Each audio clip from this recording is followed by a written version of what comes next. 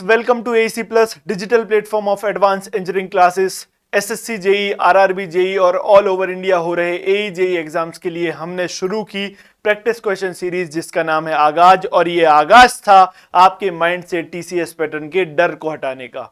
चलिए देखते हैं हमने क्या किया। सॉइल मैकेनिक्स सब्जेक्ट स्टार्ट किया। आज सॉइल का 6th क्लास है, 6th क्लास सॉइल मैकेनिक्स की है। चलिए सॉइल मैकेनिक्स में हम इंडेक्स प्रॉपर्टीज पढ़ रहे थे। इंडेक्स प्रॉपर्टीज के हमने 4 सेशन किया। इससे भर भर के सवाल पूछे गए हैं आपके एग्जाम्स में, इसलिए मैंने एक और सेशन लाना अच्छा समझा कि और पूरे सवाल सारे टॉपिक्स इसके कवर कर लें। हम क्या कर रहे हैं, एक क्वेश्चन पकड़ते हैं, उसका पोस्टमार्टम कर देते हैं और कॉन्सेप्ट थ्रू क्वेश्चंस की ये सीरीज है। ये प्रैक्टिस सेशन 6 है, लेकिन इंडेक्स प्रॉपर्टीज का 5वां है। पहला चैप्टर मैंने इंट्रोडक्शन का आपको करा दिया। क्लियर? चलिए देखते हैं। आपको क्या करना है, आप उठकर बैठिए, रजाई से निकल जाइए। ठंड का समय है मुझे पता है, लेकिन मेहनत करिए। मेहनत करोगे तभी सिलेक्शन मिलेगा। कॉपी आप बना रहे हैं ना, मैं आपको लास्ट सेशंस में बोलते हुए आ रहा हूं, एक कॉपी बना लीजिए। जो भी एक्स्ट्रा इंफॉर्मेशन है उसको लिखते जाइएगा। चलिए आगे बढ़िए। मैं पहला क्वेश्चन लेके आया हूं। 40 सवाल मैंने कराए हैं इंडेक्स प्रॉपर्टीज के। 41 देखो, study the given statements P and Q based on the plasticity index of soils and select the most appropriate option with respect to the correctness of the statements. आपको क्या करना है, आपको कीवर्ड क्या है, keyword समझो। ऐसे स्टेटमेंट्स में सबसे पहले कीवर्ड हाईलाइट किया करो। क्या क्या बोल रहा है कि प्लास्टिसिटी इंडेक्स के रिस्पेक्ट में बात चल रही है। दिए कैसा कीवर्ड हाईलाइट हो रहा है, रुको रुको रुको, क्या बात चल रही है, प्लास्टिसिटी इंडेक्स के रिस्पेक्ट में बात करना है। Plasticity index of a soil की बात कर रहे हैं। Clear? Of a soil and select the most appropriate option. Most appropriate option इसके रिस्पेक्ट में पढ़ के करेक्टनेस को बताना है। क्लियर है? करेक्टनेस को आपको बताना है। ठीक है, ओके। नाउ स्टेटमेंट नंबर 1 क्या, P The plasticity index of a soil is a measure of the amount of clay in the soil। Plasticity index हमेशा क्ले कितनी है उसका मेजर बताता है। हाँ सर, ये बिल्कुल सही बात है, क्योंकि हम जानते हैं plasticity is a property of fine grain soil and it is directly proportional to the clay content in the soil. Clay जितना उतना ज्यादा प्लास्टिसिटी इंडेक्स। तो हम जैसे कि जानते भी हैं कि क्ले में एक मिनरल मिलता है जिसका नाम क्या है, मोंटमोनोलाइट। मोंटमोनोलाइट मिनरल क्या करता है सर, इसकी हाई स्वेलिंग श्रिंकेज प्रॉपर्टी और ये हाई प्लास्टिक बना देता है सॉइल को। तो प्लास्टिसिटी डायरेक्टली रिलेटेड किससे, क्ले कंटेंट से। और क्ले कंटेंट में जो मोंटमोनोलाइट है वो प्लास्टिसिटी को गवर्न कर रहा है। क्लियर? ठीक है सर। तो statement number P is correct. P statement correct है। When silt is added to clay the plasticity index of the resulting soil increases. वाह वाह वाह वाह, ये गलत बात लिख दी इसने।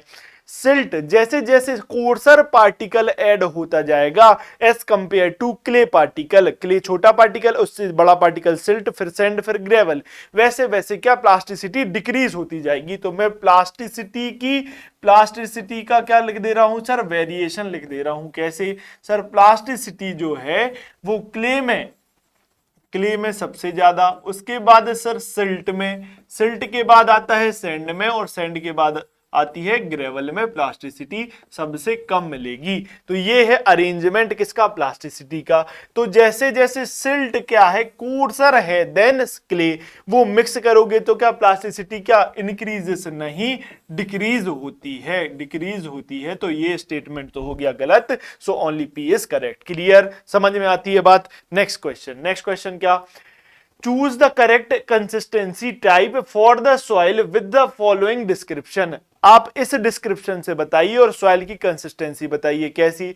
सॉइल सॉफ्ट है, स्टिफ है, मीडियम स्टिफ है, हार्ड है, वेरी हार्ड है, ये सब मैंने लास्ट क्लास में आपके लिए ये कंसिस्टेंसी का पोस्टमार्टम किया था। चेक करने के लिए सवाल लाया हूं कि आप पढ़ रहे हैं। आपके लिए मैंने एक टेबल बताई थी, ऐसी एक टेबल बताई थी। देखो, अगर ऐसी टेबल नहीं थी, दूसरी टेबल थी, एक नए टाइप में टेबल मिली मुझे, मैं इसलिए लेके आया हूं। क्या? लिक्विड। इसकी कंसिस्टेंसी अगर आईसी की वैल्यू लेस देन 0 है तो ये लिक्विड स्टेट में आ जाएगा।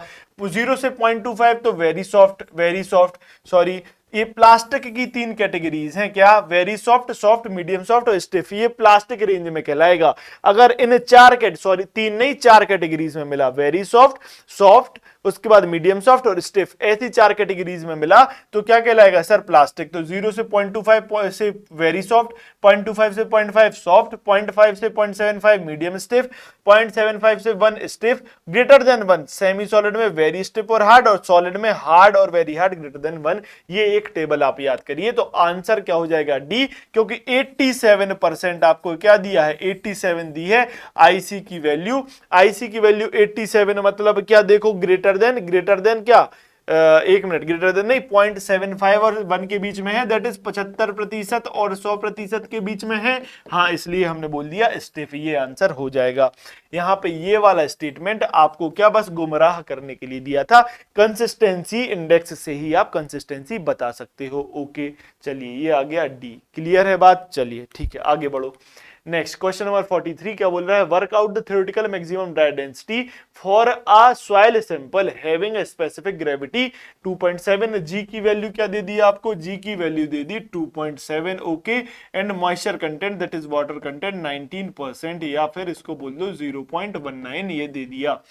जनरली ये सवाल यहां पर दे दिया, अच्छी बात है, लेकिन ये कॉम्पैक्शन एक चैप्टर पढ़ेंगे उसका सवाल है, वहां पर हम पढ़ते हैं मैक्सिमम ड्राई डेंसिटी का कॉन्सेप्ट। जैसे जैसे वाटर कंटेंट बढ़ाएंगे और हम क्या एफर्ट, जो कॉम्पैक्टिंग एफर्ट बढ़ाते जाएंगे तो क्या क्या होगा सर, इंक्रीज होगी ड्राई डेंसिटी। एक टाइम आता है, एक टाइम ऐसा आएगा कि आपको जो ड्राई डेंसिटी मिलेगी वो मैक्सिमम मिलेगी, और जिस वाटर कंटेंट पर ड्राई डेंसिटी मैक्सिमम मिलती है उस वाटर कंटेंट को बोला जाता है ऑप्टिमम मॉइस्चर कंटेंट। क्या बोला जाता है सर, ऑप्टिमम मॉइस्चर कंटेंट। ये किसके बीच का वेरिएशन है, ये वॉल्यूम और वाटर कंटेंट, वॉल्यूम और वाटर कंटेंट के बीच का वेरिएशन मैंने आपको दिखाया।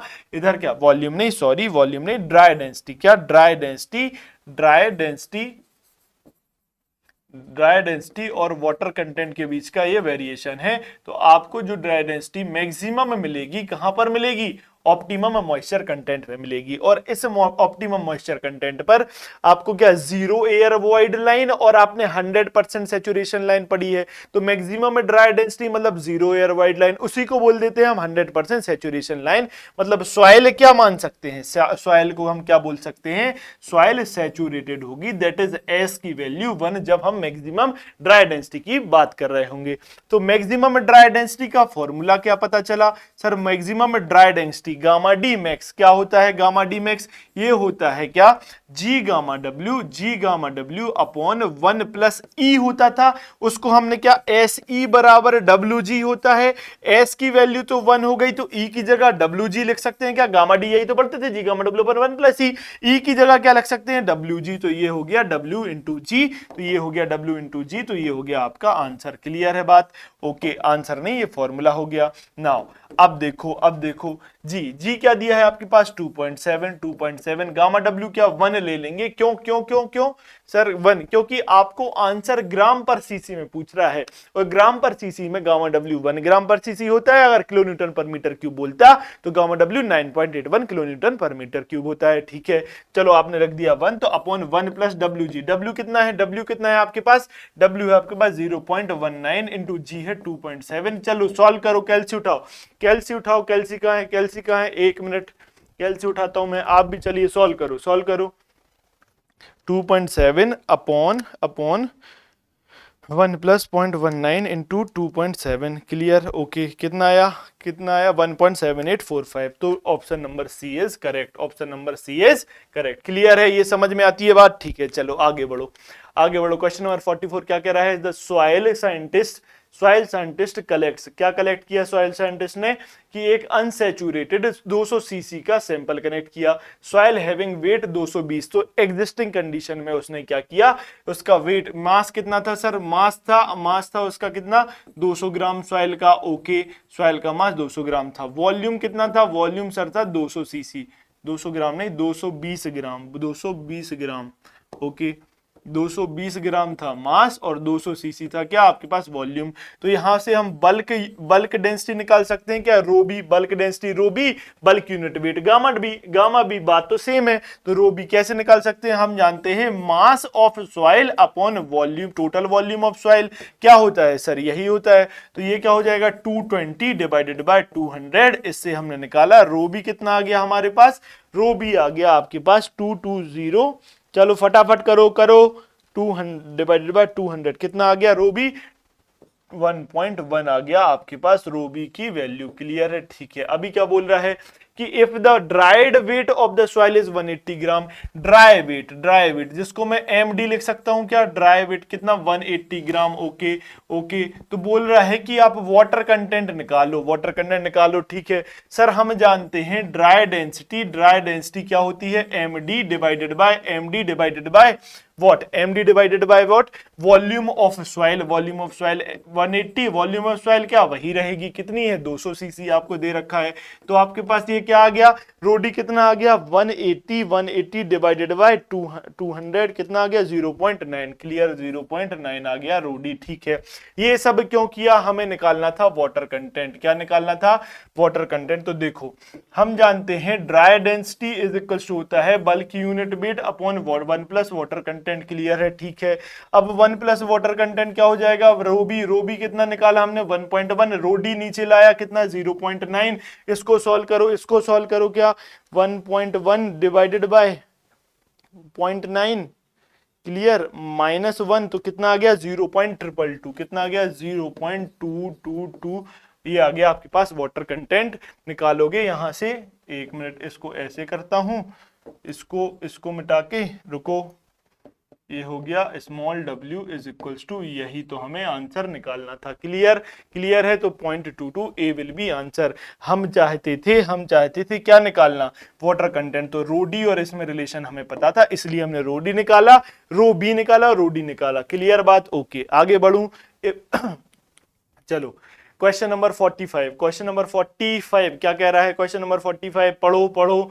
चलो, अ soil engineer collects a sample of soil which having a moist unit weight बोला है, मतलब एग्जिस्टिंग कंडीशन में यूनिट वेट। तो क्या बोलते हैं हम एग्जिस्टिंग कंडीशन में यूनिट वेट, वो होता है बल्क यूनिट वेट, ठीक है। कितना ऑफ सॉइल इज 25 किलोमीटर पर मीटर क्यूब, तो गामा भी कितना 25 किलो न्यूटन पर मीटर क्यूब, कितना 25 किलो न्यूटन पर मीटर क्यूब गामा बल्क, ठीक है। वाटर कंटेंट अवेलेबल इज कितना 50%, तो वाटर कंटेंट कितना 50%, इसको और क्या लिख सकता हूं मैं 0.5 लिख सकता हूं, ठीक है लिख लिया। उसके बाद and the specific gravity of the soil solid कितना जी इज इक्वल टू दिया है आपके पास 2.55 स्पेसिफिक ग्रेविटी दी है, ठीक है। क्या पूछ रहा है, then what is the value porosity of the soil, porosity की वैल्यू चाह रहा है। तो देखो अप्रोच क्या होगी सर, हम जानते हैं पोरोसिटी होता है n is equal to e upon 1 plus e, ये हमने पढ़ा है। अगर आपको E मिल जाए, मतलब वाइड रेशियो मिल जाए, तो आप पोरोसिटी निकाल लोगे, हाँ सर निकाल लेंगे। देखो क्या होगा पोरोसिटी निकालने के लिए, गामा बल्क G और आपके पास वाइड रेशियो के बीच में एक रिलेशन हमें पता था, क्या gamma bulk is equal to क्या होता है, gamma bulk is equal to होता है G plus AC upon 1 plus E into gamma W, ये हमने पढ़ा है सर, ये हमें रिलेशन पता है। क्लियर, ठीक है, ये रिलेशन हमें पता है, ओके ठीक है। अब देखो क्या आपके पास एक चीज और आपने पढ़ी, एक चीज और हमने पढ़ी है sir, SE is equal to होता है WG, एसई बराबर WG। तो क्या हम WG पुट कर सकते हैं, क्योंकि W और G की वैल्यू हमें पता है। WG यहां पुट करोगे तो एक ही वेरिएबल बचेगा निकालने के लिए, जो कि है E, और हम E निकाल लेंगे। क्लियर है, कैसे, देखो कैसे निकाल लेंगे। देखो अब यहां से मैं करता हूं, देखो गामा बल्क आपके पास कितना है 25 विच इज इक्वल्स टू जी कितना है 2.7 प्लस WG मतलब 2.7 नहीं है जी है 2.55, कितना है 2.55 प्लस WG 0.5 इंटू 2.55। क्लियर, समझ पा रहे हो आप। एक मिनट रुको, कम कंजेस्टेड हो रहा है, रुको, इधर नहीं लिखेंगे हम कहाँ लिखेंगे, यहाँ लिखते हैं। देखो 25 which is equal to 2.55 plus 0.5 into 2.55 into gamma W कितना लेना है उन्होंने बोला है 9.81 क्या 9.81 अपॉन 1 प्लस ई ही तो निकालना है। चलो सॉल्व करो, ई निकाल के दिखाओ, ई निकाल के बताओ फटाफट। 2.55 plus 0.5 into 2.55 this into 9.81, 9.81 divided by 25 divided by 25 -1 तो ये आया 0.5। तो ई की वैल्यू क्या आती है? ई की वैल्यू आई आपके पास 0.5, ई की वैल्यू आ गई 0.5। ठीक है, ये आ गया ई की वैल्यू। ओके, अब देखो आपको पूछ रहा है एन, एन निकाल लो, ई रख दो क्या 0.5 अपॉन 1 प्लस 0.5, तो इसको सॉल्व किया तो आया 0.33। आपसे पूछ रहा है परसेंटेज में, तो इसको बोल सकते हैं हम क्या 33%। क्लियर है बात? 33%, तो हमारा आंसर आ गया 33%। समझ में आती है? अप्रोच समझ में आई? इतने बड़े सवाल को देख के डरना नहीं है, अप्रोच पे जाओ, अप्रोच जाओ। अंग्रेजी लिखिए, कुछ नहीं समझ में आ जाएगा, 2-3 बार पढ़ोगे तो। चलो आगे बढ़ो। ये 66 ये गलत दे रहा है, कुछ भी छाप देते हैं, कुछ भी। ये B will be answer. Clear? Okay, आगे बढ़ो। क्वेश्चन नंबर 46 क्या बोल रहा है कि द डेंसिटी ऑफ मरकरी, क्या डेंसिटी, किसकी डेंसिटी? मरकरी की, used in shrinkage limit apparatus. बहुत बढ़िया, बहुत बढ़िया। ये कौन किसका सवाल है सर? Shrinkage limit apparatus. कभी सुना है क्या होता है ये shrinkage limit apparatus? Shrinkage limit को निकालने के लिए यूज किया जाता है। ठीक है, जब हम श्रिंकेज लिमिट अपरेटस को यूज कर रहे होते हैं श्रिंकेज लिमिट ऑफ सॉइल निकालने के लिए, ये एक टाइप का वाटर कंटेंट है, तब हम जो क्या यूज करते हैं, लिक्विड यूज करते हैं, वो है मरकरी। क्यों मरकरी यूज करते हैं? क्योंकि सर मरकरी का कोहेसिव फोर्सेस सबसे ज्यादा होता है। कोहेसिव फोर्स ज्यादा होने के कारण मरकरी अपने ही पार्टिकल के बीच में जो फोर्स ऑफ अट्रैक्शन है वो इतना ज्यादा है, अपने ही पार्टिकल के बीच में फोर्स ऑफ अट्रैक्शन, कि वो एक जगह इकट्ठी रहेगी, वो सॉइल के साथ मिक्स नहीं होगी। और जैसे ही श्रिंकेज लिमिट क्या है? श्रिंकेज मतलब मॉइस्चर जैसे खत्म होगा तो सॉइल श्रिंक होना चाहेगी, वॉल्यूम चेंज होना चाहेगा, और जैसे ही वॉल्यूम चेंज होगा मरकरी लेवल राइज होने लगता है, जिससे हम क्या ऐसा अपरेटस डिजाइन किया जाता है जिससे हम श्रिंकेज लिमिट को नाप सकते हैं। और हम जानते हैं मरकरी की डेंसिटी क्या होती है सर? मरकरी की डेंसिटी होती है क्या 13.6 ग्राम पर सीसी, तो option number C is correct. Clear है बात? आती है इतनी बात समझ में? ठीक है, चलो। या फिर अगर किलोमीटर में पूछता तो क्या लिख देते? 1360 न्यूटन पर मीटर क्यूब। ठीक है, चलो आगे बढ़ो। आगे क्या बोल रहा है 47 में कि the formula for specific gravity of fine aggregates as per IS code. तो सबसे पहले यहां एक सवाल में दूसरा सवाल याद करो कि स्पेसिफिक ग्रेविटी निकालने के लिए जो आईएस कोड यूज हो रहा है वो ये है। आपकी कॉपी में मैंने बोला था एक जगह क्या करोगे आप? आईएस कोड लिखते जाओगे जो जो आपके पास यूज हो रहा है। कौन सा आईएस कोड कहां यूज हो जाए, क्योंकि टीसीएस बस रिमोट पोर्शन पे क्या फोकस करता है? कैसा रिमोट पोर्शन? जो कभी आपने देखा ना हो। तो आप ऐसे ही एक जगह लिख लो, एक जगह पढ़ लिया, अगर आपको ध्यान रह गया पेपर में तो पेपर आसान हो जाएगा। क्लियर बात है? ठीक है, तो ये आप याद रखना। तो क्या स्पेसिफिक ग्रेविटी निकालने के लिए कौन सा आईएस कोड यूज होता है? IS 2386 part 3 1963 using pycnometer. इसके अकॉर्डिंग आप क्या यूज कर रहे हो? पिक्नोमीटर को यूज कर रहे हो। पिक्नोमीटर क्या है? डिवाइस जो स्पेसिफिक ग्रेविटी निकालने के लिए यूज होती है। इसका वॉल्यूम कितना होता है सर? 900 ml। हमने याद किया है 900 ml इसका वॉल्यूम होता है। बोल रहा है कि जब आप स्पेसिफिक ग्रेविटी निकालोगे तो कौन सा ये फॉर्मूला जो लिखा है सही है क्या?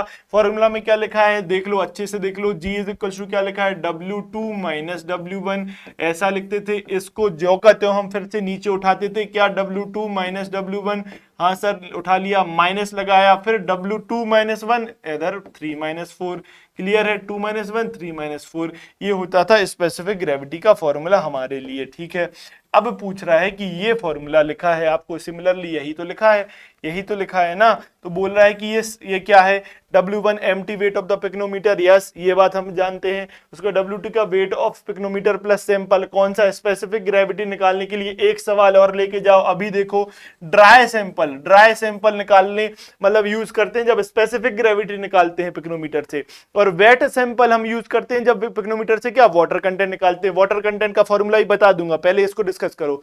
W3 क्या? Weight of pycnometer plus sample water. ठीक है, उसके बाद weight of pycnometer plus water आप करते हो। ये W2 W3 4 और 1 का क्या है? नोमेनक्लेचर है। ठीक है, आपको पूछ रहा है कि ये फॉर्मूला सही है, करेक्ट है कि पार्शियली करेक्ट है, पार्शियली इनकरेक्ट या इनकरेक्ट? सर ये 16 आना, सत्य बात लिखी है तो करेक्ट बात है। क्लियर, ये बात समझ में आती। तो ये तो हो गया सवाल।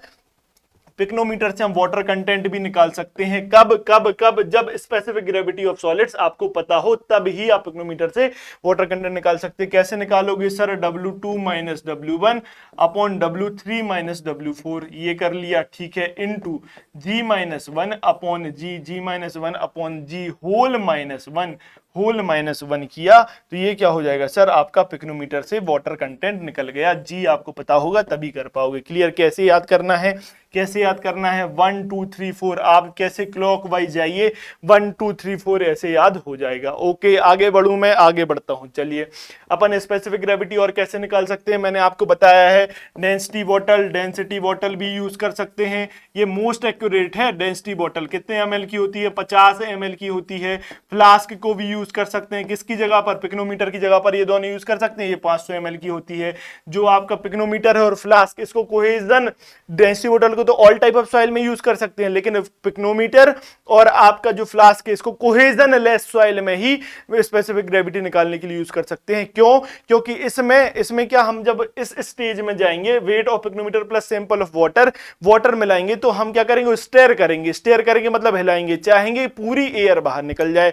सर, कोहेजिव सॉइल में, फाइन ग्रेन सॉइल से पूरी एयर, पानी का बाहर निकाल पाना आसान नहीं है। इसलिए हम क्या करते हैं?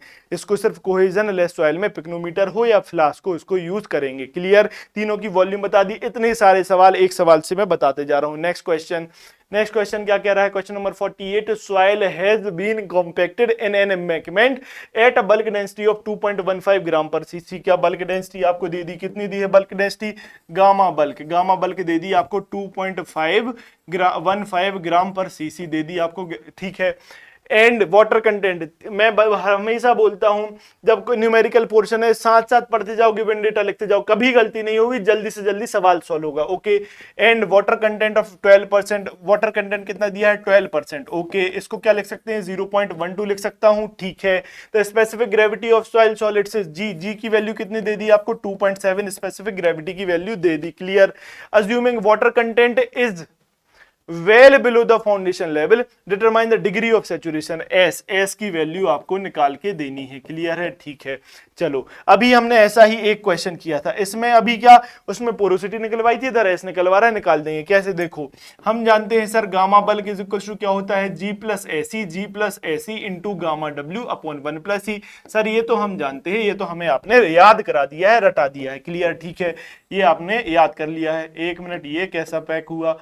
अब हुआ पैक। ओके, नाउ अब देखो क्या बोल रहा है। गामा बल्क कितना है आपके पास? 2.15 जी की वैल्यू क्या है आपके पास? जी की वैल्यू दी है 2.7 प्लस एस निकालना। ई तो है नहीं, तो हमने sir Sehwag, opener Indian team के, उनकी मदद ली।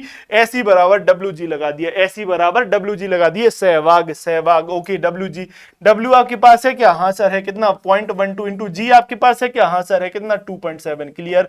Okay, divided by 1 plus e तो आपको निकाल के देना है, ई निकालना है, ठीक है। गामा डब्ल्यू क्या? ग्राम पर सीसी में गामा डब्ल्यू की वैल्यू कितनी होती है? 1 ग्राम पर सीसी। क्लियर है? ये अभी आपको लास्ट सवाल में मैंने आपको बताया था कि ठीक है, 1 ग्राम पर सीसी। यहां से ई निकाल के बताना, जरा ई निकाल के बताओ। ई क्या हो जाएगा सर? 2.7 प्लस 0.12 इंटू 2.7, ठीक है, डिवाइडेड बाय 2.15। ओके, कितना आया? 1.40 माइनस 1 कितना? 0.406 आया ई। ओके, ठीक है। अब देखो, हमारे पास तो ये ओपनर साहब थे। ये कैसे ओपनर हैं? रुको, ये थे ओपनर साहब हमारे पास। ये देखो, क्लियर है? यहां से हमें एस निकाल के दे देंगे। हमें कैसे दे देंगे सर? ये एस निकाल के ऐसे दे देंगे कि एस इज इक्वल टू हो जाएगा WG बाई ई। और WG कितना है? WG कितना है आपके पास? W है 0.12, G कितना निकाला? 2.7 डिवाइडेड बाई ई आपने निकाला है 0.4। G तो गिवन था। चलो सॉल्व करो, क्या आएगा? 0.12 इंटू 2.7 डिवाइडेड बाय आंसर कितना? 0.797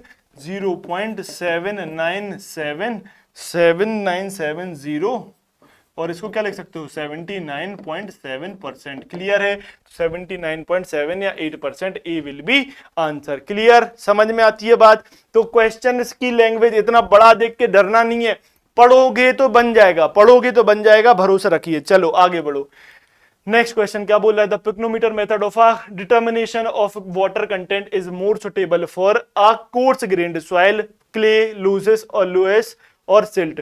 बोल रहा है कि पिक्नोमीटर मेथड से आप स्पेसिफिक ग्रेविटी किस टाइप की सॉइल से इजीली निकाल सकते हो, किसके लिए मोस्ट सुटेबल है। अभी मैंने बताया ये कोहेजन लेस सॉइल के लिए सुटेबल है, सही बात है, कोहेजन लेस सॉइल के लिए सुटेबल है।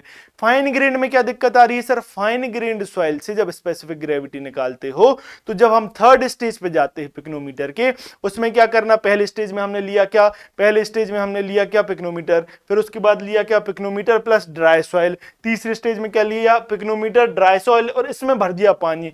इतना पानी भरो और इसको स्टेयर करो, यानी इसको मिलाओ, कैसे कि एयर पूरी बाहर निकल जाए।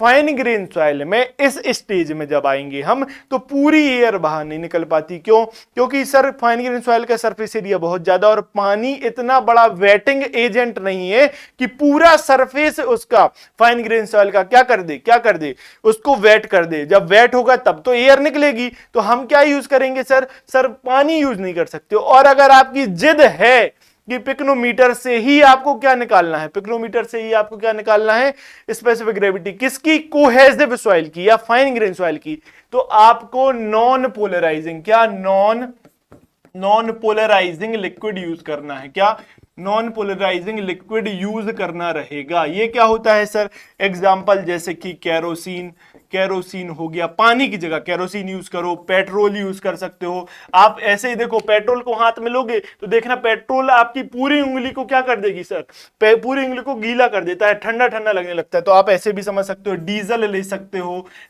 सकते हो, ठीक है। उसके बाद क्या, उसके बाद नेफ्थलीन भी आप ले सकते हो। क्लियर है, क्या करेगा सर, इनमें एडहेसिव प्रॉपर्टी ज्यादा है। क्या, एडहेसिव प्रॉपर्टी ज्यादा, इसका मतलब क्या, देखो एडहेसिव प्रॉपर्टी ज्यादा मतलब ये हो गई आपकी सरफेस। पहले मैं बात करता हूं कोहेसिव प्रॉपर्टी वाले की, देखो ये हो गई कोहेसिव प्रॉपर्टी। फॉर एग्जांपल क्या एग्जांपल लिया मैंने, क्या, Hg मरकरी, देखो इसमें कोहेसिव प्रॉपर्टी ज्यादा मतलब क्या, इसका अपने ही पार्टिकल्स के बीच में जो इंटरमोलिकुलर अट्रैक्शन है वो बहुत ज्यादा, तो ये जुड़ा रहेगा, इस सरफेस को ये वेट ही नहीं करेगा, अपने में सिकुड़ा रहेगा। तो ये Hg, ये तो बिल्कुल यूज नहीं करना, क्योंकि हमें तो पूरे सरफेस की तरफ वाटर मतलब उसको गीला कर देना है, वेट कर देना है, ताकि एयर पूरी बाहर निकल जाए। क्लियर। तो अब आया क्या सर, दूसरा एग्जांपल लिया क्या हमने सर, वाटर का। वाटर क्या करता है सर, उसमें कोहेसिव प्रॉपर्टीज भी हैं और क्या है, उसमें कोहेसिव प्रॉपर्टीज भी हैं और साथ ही साथ उसमें क्या है, एडहेसिव प्रॉपर्टीज भी हैं, मिक्स्ड टाइप का है। इसलिए कोहेजन लेस में तो कम चल जाएगा, क्योंकि उसे उधर सरफेस एरिया क्या है, कोहेजन लेस सॉइल में ज्यादा सरफेस एरिया ज्यादा, तो कम वेटिंग से भी काम चल जाएगा, पूरी एयर निकल जाएगी। लेकिन जब फाइन ग्रेन सॉइल की बात करते हैं तो क्या, सरफेस एरिया बहुत ज्यादा, जब surface area fine grain soil में बहुत ज्यादा तो क्या होगा, सरफेस एरिया जब फाइन ग्रेन सॉइल में ज्यादा, तो हमें कौन सा ऐसा लिक्विड चाहिए जो पूरे सरफेस को क्या कर दे, वेट कर दे। तो हमें चाहिए जिसकी एडहेसिव प्रॉपर्टी, क्या सर, जिसकी एडहेसिव प्रॉपर्टी बहुत अच्छी हो। चलो देखो हमने क्या किया सर, हमने ऐसा लिया नॉन पोलराइजिंग लिक्विड, एग्जांपल क्या सर, केरोसिन, क्या हमने एग्जांपल लिया, केरोसिन यूज किया। क्लियर। तो क्या होगा सर, ये ऐसे ऐसे ऐसे ऐसे ऐसे ऐसे ऐसे पूरे सरफेस को क्या कर देगा, वेट, क्योंकि एडहेसिव प्रॉपर्टी मतलब ऐसा फोर्स ऑफ अट्रैक्शन जो डिफरेंट पार्टिकल्स के बीच में ज्यादा हो। मतलब इधर क्या है केरोसिन और यहां दूसरी सरफेस पार्टिकल की, इनके बीच में फोर्स ऑफ अट्रैक्शन ज्यादा, तो ये फैल जाएगा, वेट कर देगा, जहां जहां एयर है सब निकल जाएगी। इसलिए हम क्या, पिक्नोमीटर से जनरली कोर्स ग्रेन सॉइल को की स्पेसिफिक ग्रेविटी निकालते हैं, ठीक है। लेकिन अगर आपकी जिद है कि आप निकाल के बताओ क्या फाइन ग्रेन की भी, तो आपको केरोसिन यूज करना पड़ेगा, वाटर से काम नहीं चलेगा। क्लियर। चलिए, इतने सवाल मुझे ऐसे लगे कि आपको कराना था टीसीएस पैटर्न का, किसमें, इंडेक्स प्रॉपर्टी में, या फिर ये मुझे लगा, तो मैं सारे क्वेश्चंस जो आपके कॉन्सेप्ट को कवर कर सकते थे सब कुछ मैंने आपको बता दिया। आप रिवाइज कर रहे हो और एक जगह सारे कॉन्सेप्ट्स और चीजें जो मैं टेबल्स बनवा रहा हूं या जो बता रहा हूं वो आप लिखते जा रहे हो। आपको लास्ट में जब आप जाओगे तो सब चीजें आपको एक जगह इकट्ठी मिल जाएंगी, ठीक है, और रिवाइज करके आप पेपर दे सकते हो, ठीक है। नेक्स्ट सेशन में मिलेंगे, नेक्स्ट चैप्टर पे मूव करेंगे, क्लासिफिकेशन ऑफ सॉइल पर हम बात करेंगे। क्लियर। तो उसमें क्या है, आपको वो रिवाइज करके आना है, मैंने पहले बता दिया इसलिए क्योंकि आप रिवाइज करके बैठो, कि डब्बा गोल ना लगे जब मैं क्वेश्चन कर रहा हूं, ठीक है। नेक्स्ट सेशन में हम मिलेंगे। ओके, चलिए देखते हैं ऐसे स्टूडेंट जो कहते हैं सर हम पहली बार इस प्रिपरेशन कर रहे हैं, हम अभी क्या है सर फ्रेशर हैं, आप हमें तैयारी का रास्ता बताइए। तो उनके लिए मैं कहूंगा कि हमने आपके लिए क्या विजय बैच लॉन्च किया। इसमें क्या आपको सब कुछ मिल जाएगा विजय बैच में। कैसा सब कुछ सर? मैं कहता हूं सबसे पहले जो आप फ्रेशर हो, आप सिविल इंजीनियरिंग की तैयारी करो, किसी पेपर के पीछे मत भागो। आप पेपर के पीछे नहीं भागोगे, आपको अभी सिविल इंजीनियरिंग कॉन्सेप्ट सीखने विजय बैच में सारा एई जेई ऑल लेवल का कंटेंट आपको मिल जाएगा। आप यहां से तैयारी करो। उसके बाद क्या सर, एसएससी जेई की अगर आप तैयारी करना चाहते हो तो एसएससी जेई को फुल फ्लेजेड प्रिपरेशन के लिए बैच 1 हमने लॉन्च किया। इसमें क्या आपको टेक्निकल नॉन टेक्निकल सब मिल जाएगा, प्रैक्टिस क्वेश्चंस भी मिलेंगे आपको, तो आप इसके लिए जा सकते हैं। उसके बाद अगर आप एसडीओ एमपीपीएससी एई बनना चाहते हैं, एसडीओ बनना चाहते हैं मध्य प्रदेश गवर्नमेंट में, तो प्रहार बैच आपके लिए लॉन्च किया। कौन सा बैच? प्रहार बैच। इसमें एमपी जीके और सिविल इंजीनियरिंग का जो पोर्शन इसमें आता है सब कुछ आपको एक जगह मिला, क्वेश्चन प्रैक्टिस को भी मिलेंगे।